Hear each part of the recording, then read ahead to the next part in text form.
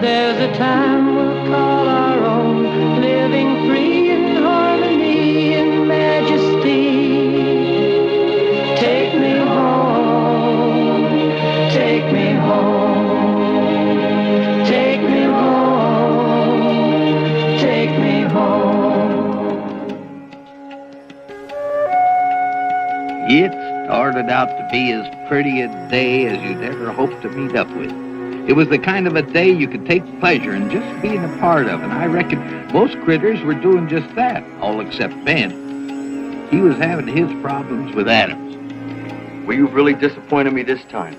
I must have told you 50 times, or at least 10, never to touch that fish.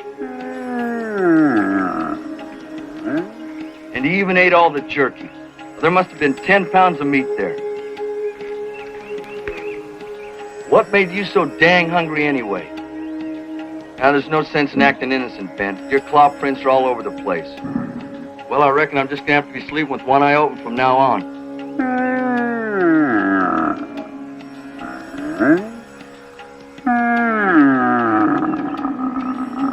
23 fish, 10 pounds of jerky. What's wrong with you? You're acting like you're going into hibernation. It ain't even that time yet.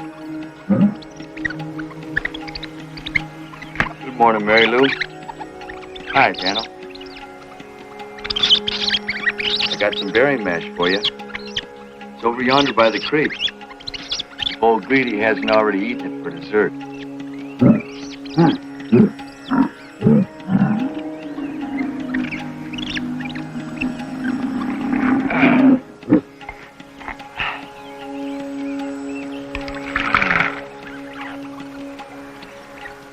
Nothing I like better first thing in the morning than a nice cup of coffee all by itself.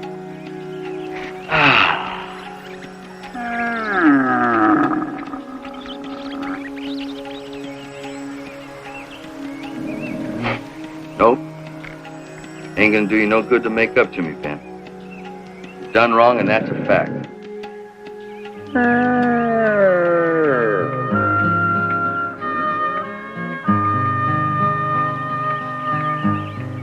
While Ben was having his troubles, old number 7 and me was having the pleasure of escorting this Indian girl by the name of Sumi back to her home in the Crow Village. I tell you, she was one of the washingest girls I ever did see. 4 times in one day, and the sun ain't even above our heads yet. Wow, that's a good feeling. Living that town so long, I'd forgotten how dusty the trails can be. But again, Mr. Jack, I thank you for escorting me across the mountains home to my father's village. Don't thank me for that. Pleases me mightily. Your father, the chief, is a good friend of mine. And an old friend. I was just thinking about the last time you and me crossed this creek. I was taking you to the school where I picked you up.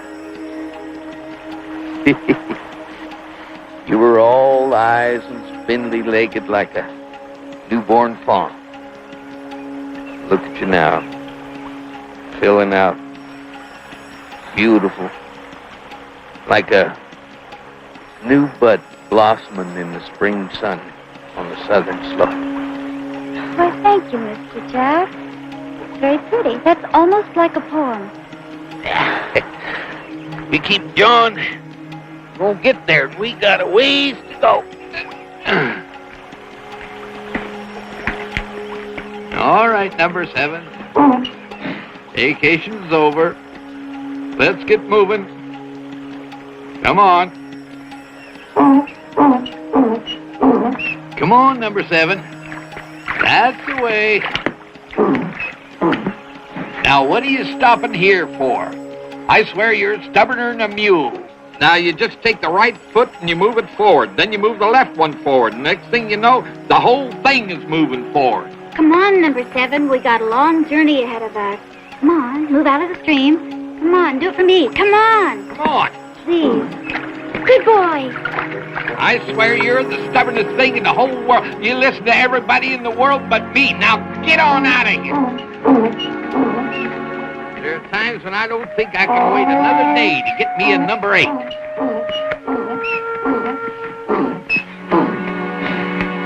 Mr. Jack? Mr. Jack? I think he's going lame. Ooh. He is going lame. Oh, come on, number 7. Quit your play acting. You want me to carry half your load? All you got to do is ask. He's not play acting. He's really hurt. Let me see your foot. That's a boy.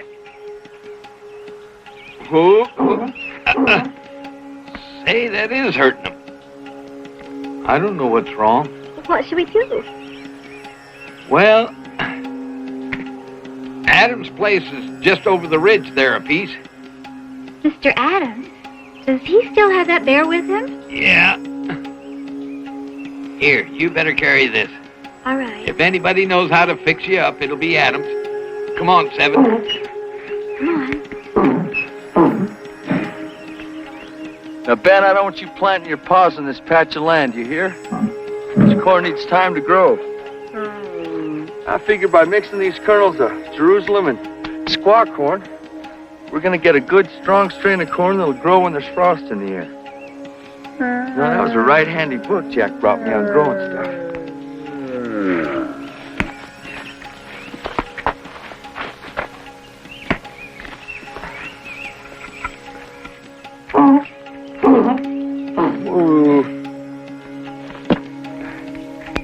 You, Adam! Jack! Howdy, Jack. Adams? I didn't expect to see you till next month. Something wrong with 7? Yeah, this went lame, and I can't figure what happened to him.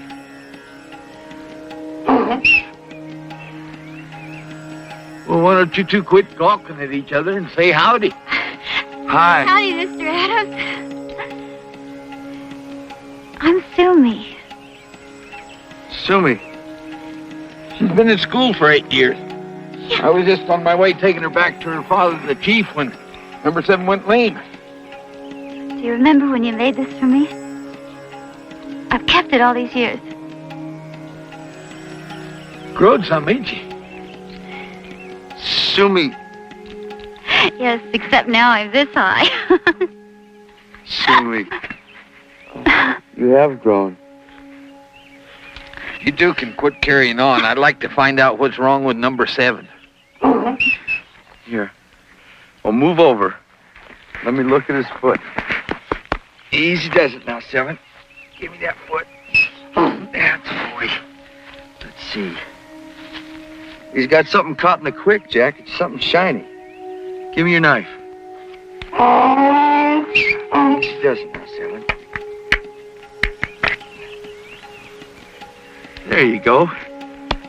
You'll be as good as new. Oh, look! Hey! Quit it! Hey, you little... Can't you stay out of trouble? Huh?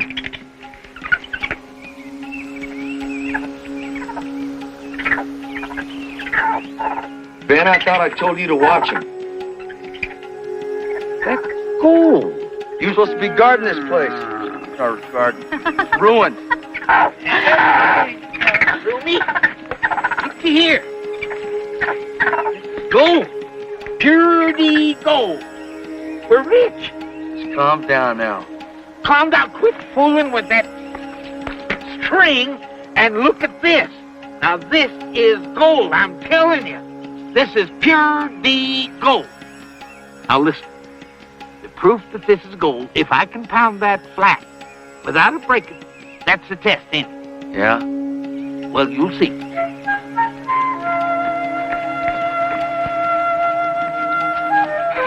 Jack's so excited, I sure hope he doesn't start smashing his fingers.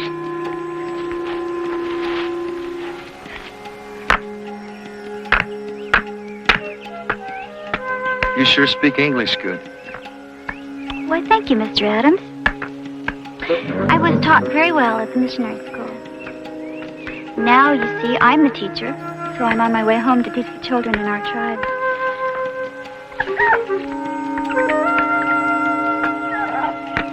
Oh, look.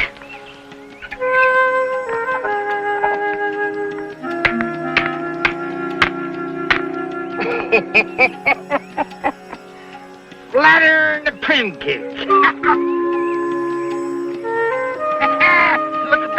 Look at there. She found it flatter than a pancake. I'm telling you, that river must be a whole flowing gold mine. Number 7 must have picked this up when he was walking through the stream. I'm telling you, we're going to be rich. I'm going down there, and I'm going to stake myself a claim, and then I'm going to travel, maybe.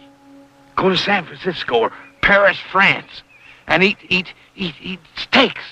Big steaks. Live in the finest hotels, and I'm going to have steaks that thick. Or that thick. And they're going to be smothered over with steaks Jack, that thick. One nugget in the stream, that don't make a gold mine.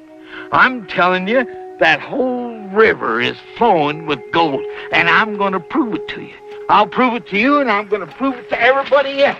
I'm going to go down there, and I'm going to pan myself some gold. And you watch. I'll come back here with enough gold to fill 100 sets of store-bought teeth.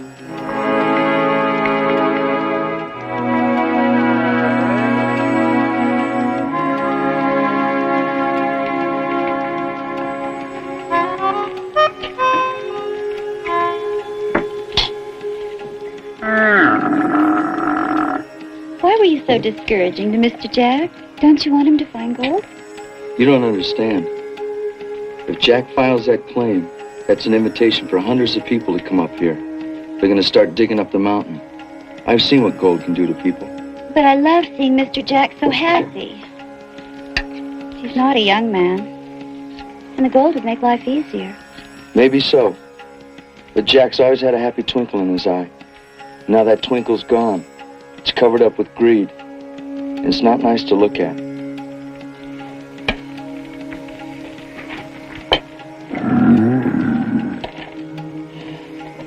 Say our prayers, Ben.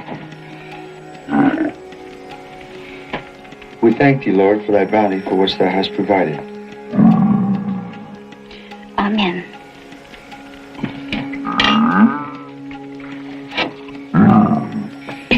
Okay, son. Just take your time and eat it too fast.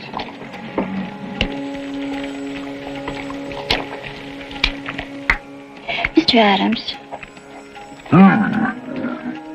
are you thinking of Mr. Jack or yourself? I don't know. Both, I reckon. But we're John on a worthless note. There ain't no gold in that stream. And right soon, Jack's gonna be back to his ornery old self.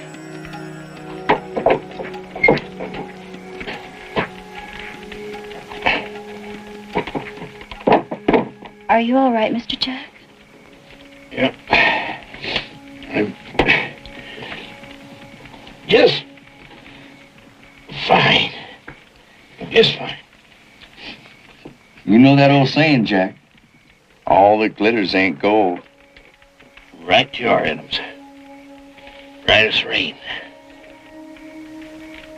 Of course, a lot that does glitter is gold.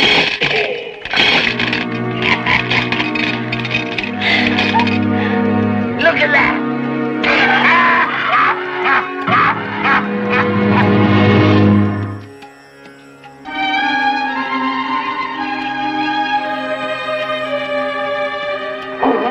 Yes, sir, number 7. We're gonna be rich. We're gonna live like kings. No more hardtack and jerky for us. No, sir. Look at that. We're gonna be eating off heavy plates with heavy spoons and be waited on by proper waiters. No, we're not. We're gonna be waited on by proper barmaids. And if there's something we don't like, you know what we're going to do? We're just going to send it right back to the kitchen. I once saw a fancy fellow do that. A whole plate full of good food. Send it right back to the kitchen. And we're not going to bend over no more. We're going to hire somebody to do that for us. Now, don't be giving me none of your sass. I'll just trade you in for another girl. I'll be getting me number 8. How'd you like that? I got cramp. Yeah. Nah, I wouldn't be doing that. You're the one that found the gold. It's half yours right now. It's a good thing I sewed up the hole in that sock. You know what we're going to do? We're just going to get ourselves a new pair of socks. Yes, sir. And after this, every time we wear a hole in one, we're going out and buy us a new pair. That's what we're going to do. Let's go. Come on, shake your legs. Let's get moving. I always want to remember this place. Did you ever see such a beautiful golden stream in your life? Isn't that beautiful? Yes. Living in town for so long, I'd forgotten how beautiful this land is. The mountains and the valleys and this. I know just how you feel. I'm really going to hate to leave myself. But why do you have to? There ain't no other way. Once Jack stakes that claim, these mountains are going to be like anthills. Well, Sumi, I guess you're excited to get back and see your father. Oh, I am. But Mr. Jack said one more day and he'll have enough gold to stake his claim and have a rip-snorting time in town. Well, I could take you back if you'd like. Oh, no. One more day won't matter. I'll wait for Mr. Jack.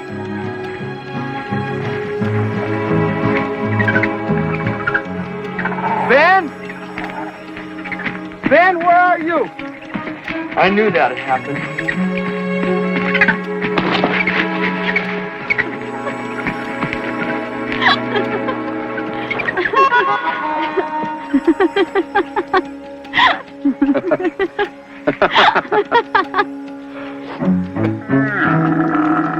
Oh, look. Ben? Oh, Ben. Oh, Ben. If you weren't so much bigger than me, I'd tell you, you and me'd be tangling right now. This is our little garden. I ask you to protect it. Yeah. And I haven't forgot about what you did to the jerky and that hanging fish.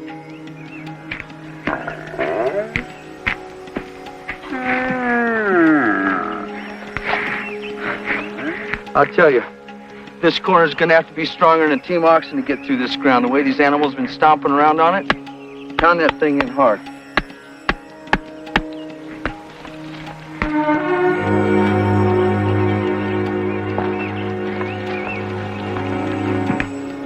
Nakoma, it's good to see you, my blood brother. You remember Nakoma, Sumi? Sumi. It's been a long time, Nicole.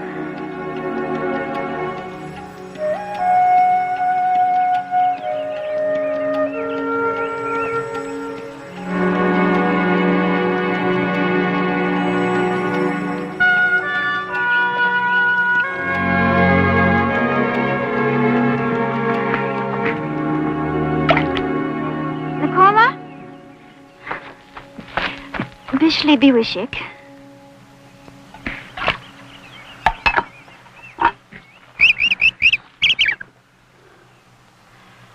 Oh, I forgot. Braves don't serve women.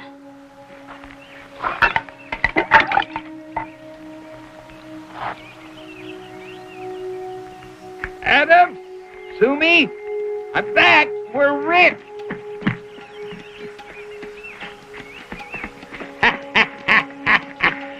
Looky what I got. Just look at that. Jack found himself some nuggets in the stream down there at the bottom of Stone Canyon. Says he's gonna stake himself a claim. Hello, Nakoma. Did Adams tell you the good news? I found gold. Well, number 7 found it, but we're partners. Adams don't just stand there.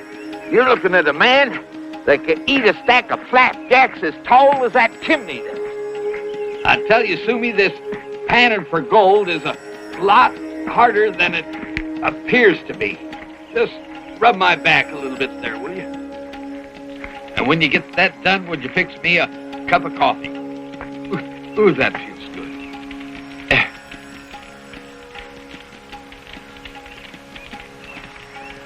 You're really starting to sound like a man of means, Jack. How many servants did you say you were going to hire? Servants? Hey, what you doing? Getting you a cup of coffee. Well, you expect me to lap it up off on the ground there? No, I'm getting some water to make fresh coffee. The other was so old you couldn't even pour it. Well, that's the way I like it.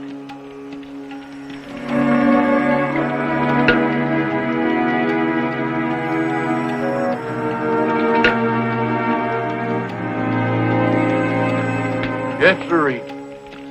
After a fella gets along in years, after a life of hardship and hard work, he needs a little ease and comfort. And a little money to grease the knotholes doesn't hurt a bit. Adams, can't you just see me and old number 7 walking down one of them fancy New Orleans streets? Sumi says you'll be leaving soon, Jack. You know, Adam, I've been thinking about that. And I've been wrong, dead wrong, talking about all the money I'm going to spend and all the places that me and old number 7 are going to go. That ain't right. I've been dead wrong. I'm so glad, Jack, you finally came to your senses. No, sir. I'm not going to file on that claim. We're going to file on it. Yes, sir. I'm going to split it 50-50 with you, half and half, right down the middle. Now, how you feel about that? When are you going to file on it? Oh, a day or so. Well, that's when I'm going to be leaving. Good. You're going to come with me, huh? No, I'm going to be headed the other way. Forever.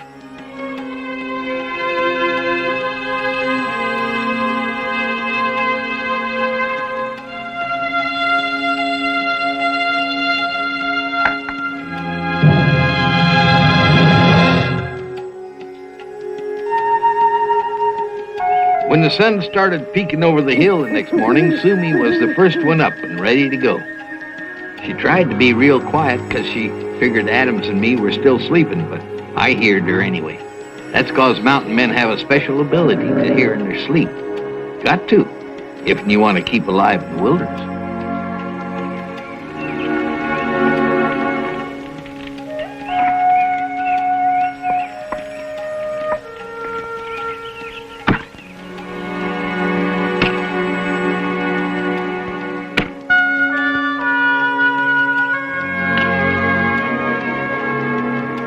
I could have told her without looking what that sound was. Weren't that hard to figure. Had to be Nakoma up there making all that racket.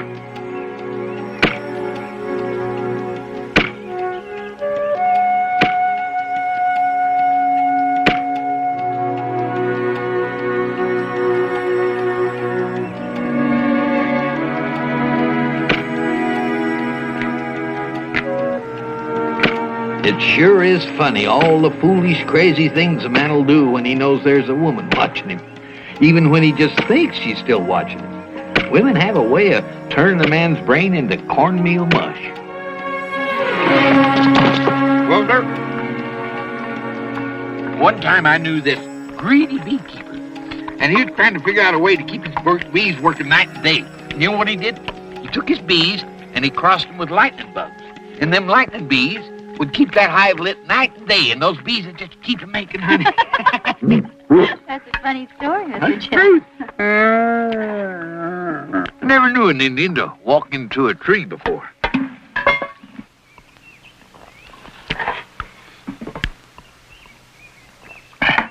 Reckon you and me ought to be packing too, Ben. I sure hope we can find a mountain as pretty as this one. I can't understand you, Adams. Got something against being rich? Not with gold. Can't do nothing except spend it. Jack, what we got here. There's no sense talking to you. No. No use. No use at all. No use trying to pound some sense into a greenhorn. Well, me and number 7's got some more panning to do. Get up on that river.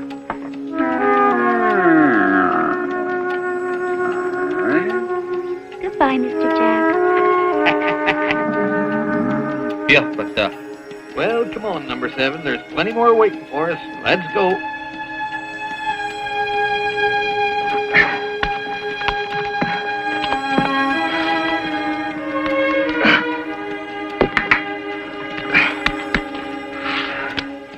Well, there you go.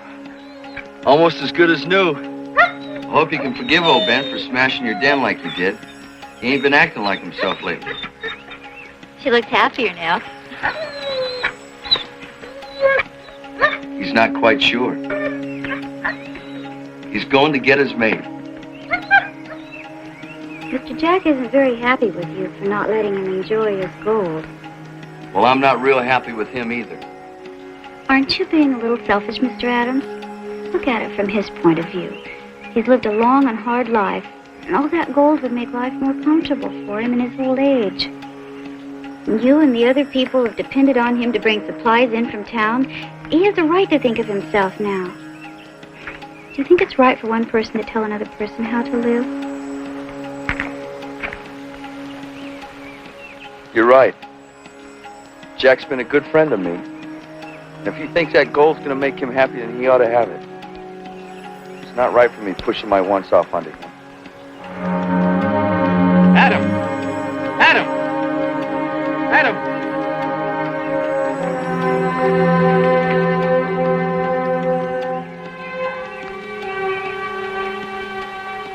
Ben, I tore that beaver dam down again. How do you know it was Ben? It had to be.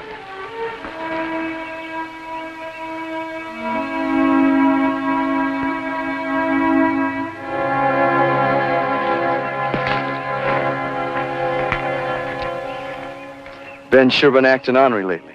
I don't know what's got into him. First Jack and now Ben. I'll tell you, this ain't one of my happiest days. Hold up! Number 7 decided we'd done enough work for one day. Well, you look like you've been stung by a hornet and a wasp and a bee all in the same spot. Now, you still fuming at me? Oh, it ain't you. It's Ben. He just went and tore that beaver dam down. Ben? Tore a beaver dam? When? It had to be a few minutes ago by the looks of it. Ben! Now, just rein in your horses there, Adams. How do you know it was Ben? I saw the bear marks myself. Well, did you ever stop to think there might be more than one bear in these mountains? Now, it couldn't have been Ben, because Ben was with number 7 and me, panning gold, all morning. He was? Sure. Then it wasn't Ben. I gotta tell him. Ben! Ben, come on, I gotta talk to you. Ben! Come on now, slow down. Ben, Jack told me you didn't do it. Now, Adams had been plumb wrong about Ben. Another big bear had been making trouble all up and down the river, wrecking whatever was in his path. So Ben went out there and, well, he just kind of let him know, Grizzly style, that you gotta show respect for other people's property.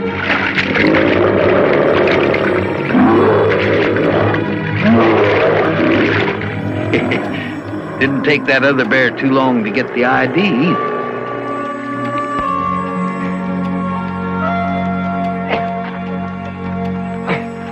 Here, I'll do that. Thank you, Susie. These old feet don't take kindly to wearing moccasins with no socks. Would you look at that? Looks like I'm still wearing a sock. Here, I'll rub them for a while and they'll feel better in no time. Oh, that feels good. That feels good. Now, don't you fret, Nakoma. These old feet will be ready for stomping and a square dancing any minute. Wash my feet. I can see you washing your feet. Came to tell you I was wrong. Wrong? Wrong about what? Well, I just apologized to Ben, and now I want to apologize to you. You found that gold, and it's only fitting you do with it what you please. And ain't my place to say no different. Adams, I knew you'd come around sooner or later. And it's only fitting an old man like you have a softer way of life. I've been noticing every time you come to visit me in Bend, trying to sneak over that hill. Sound like an old steam engine, huffing and a-puffing.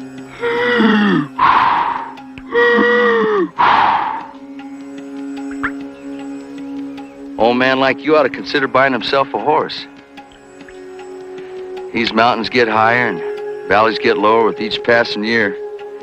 It's for sure you've seen a lot of passing years, ain't you, old man? Oh, man. Can't breathe. Can't walk. You listen to me.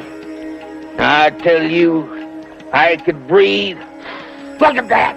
And I can walk. I can walk from here to Paris, France, if I have a mind to. And run. You know all them deers you're loving and kissing all the time, I can outrun them. That goes for your wolves, your coyotes. I've caught wild stallions, barehanded. Why, what I mean, I can run fast. And if anybody was watching me run and blink, they'd miss me altogether. I'm just one great big voice when I go by.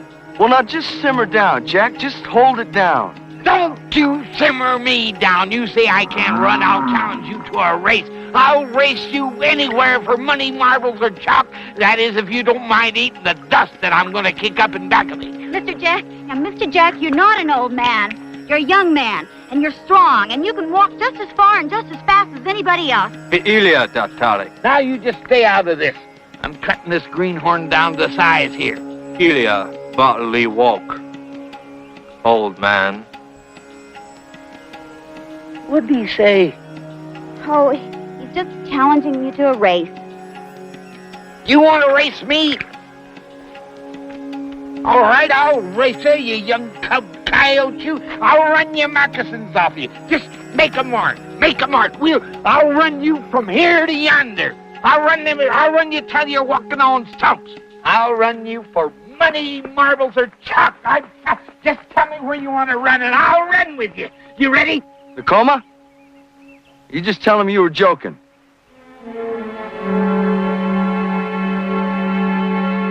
Well, Tacoma, come on and tell him.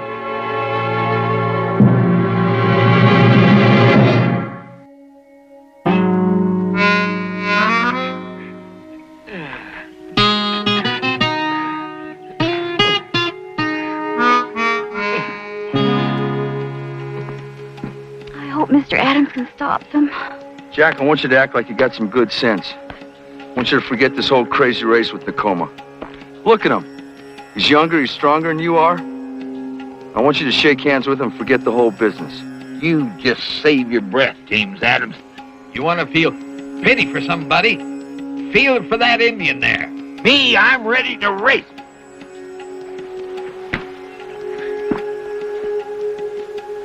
You want to forget it, Tacoma?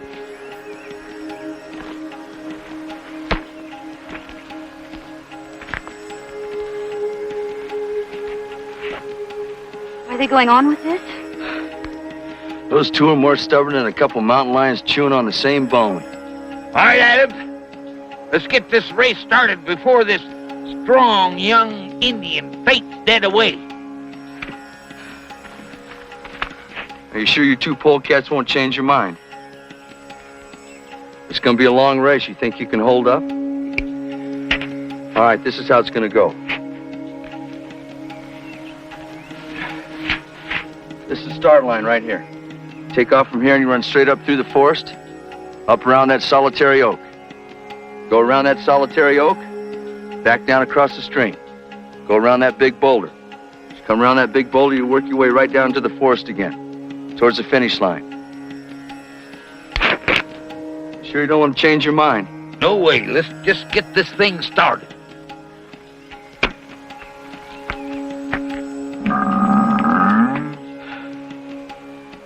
You ready? Go! Come on, Ben. Hurry up, Ben. You don't want to miss this. It's gonna be good.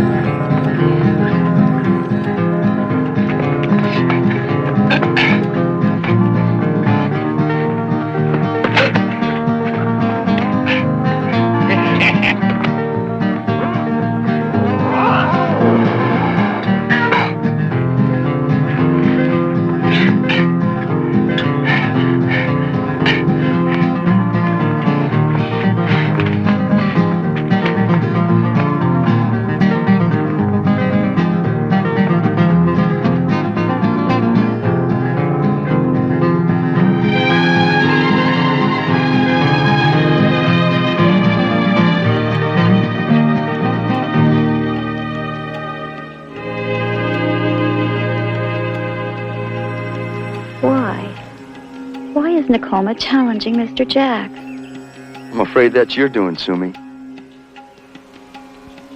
My doing? Well, Nakoma's jealous. Nakoma's jealous. What is Nakoma jealous of? Well, you've been cozying up to Jack, hanging onto his arm, taking care of him like you have. You mean Nakoma thought I was in love with Mr. Jack?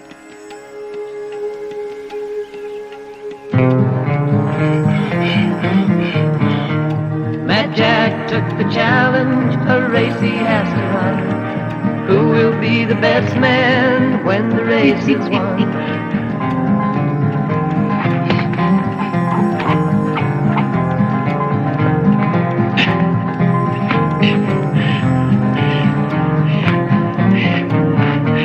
He's running like a rabbit, he's graceful as a deer. The way he's riding through the trees, he'll set a record here.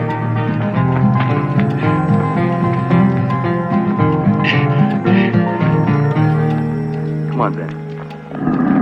Don't give up now, Jack, the race has just begun. Don't have time to take a rest, the race is almost won.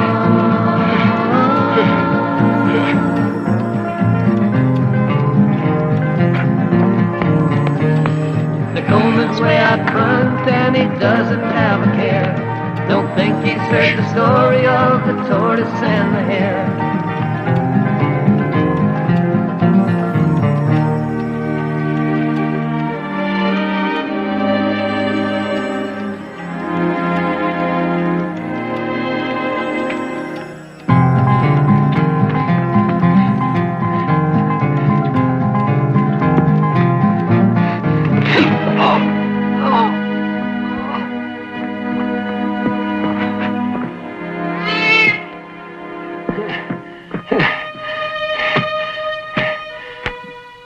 Nakoma? You all right? Here, let me have a look. Well, lucky for you, you hit yourself in the same spot. You'll have one lump instead of two. You'll be all right.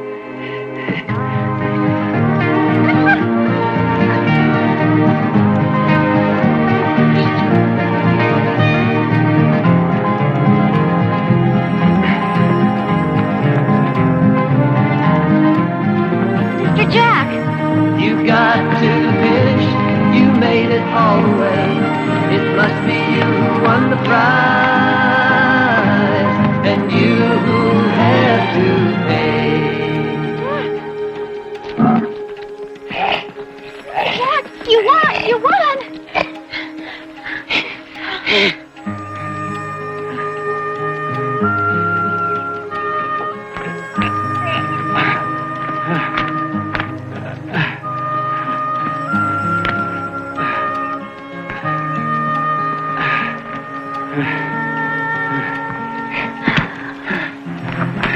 Sumi, I think Nakoma needs your help more than Jack.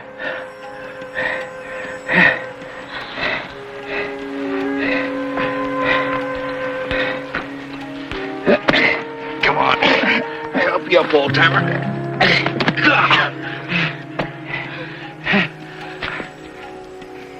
Come on, Jack. Sit over here a spell. You deserve it.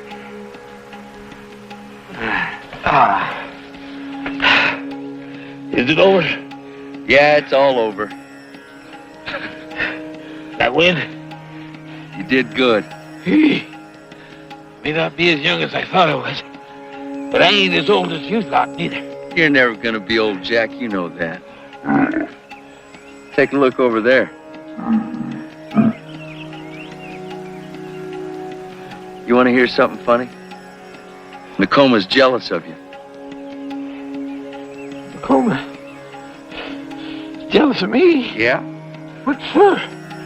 He thinks Sumi's in love with you. And ain't that the stupidest thing you ever heard? He thought that Sumi was in love. He thought that Sumi...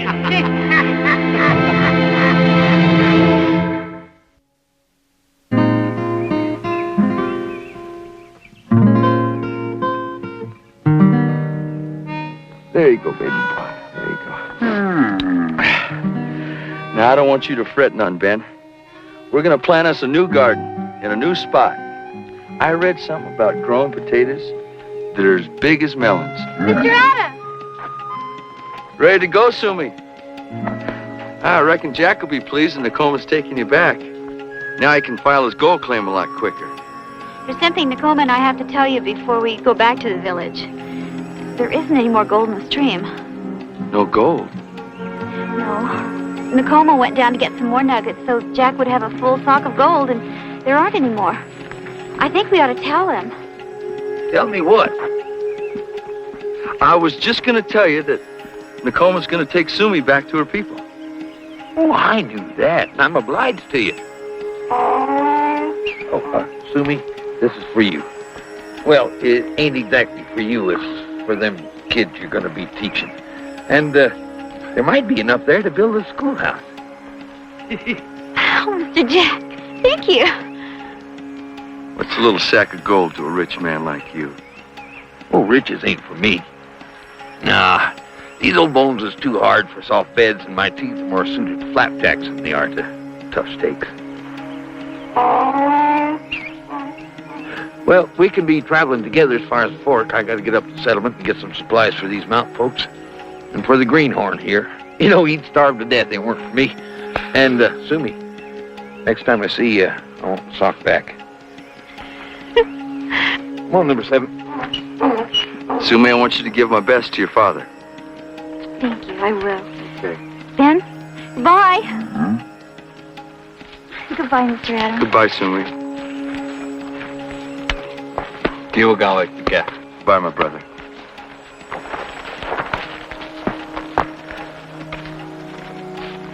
Bye. Well, let's go down to the cabin. I'll fix us something to eat. I want to apologize again to you, Ben, for not trusting you. I should have known better.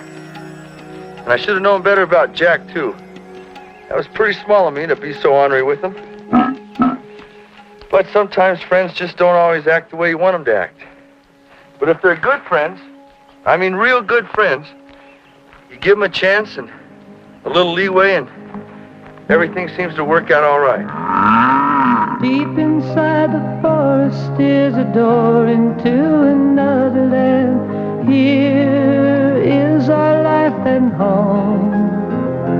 We are staying here forever in the beauty of this place all alone.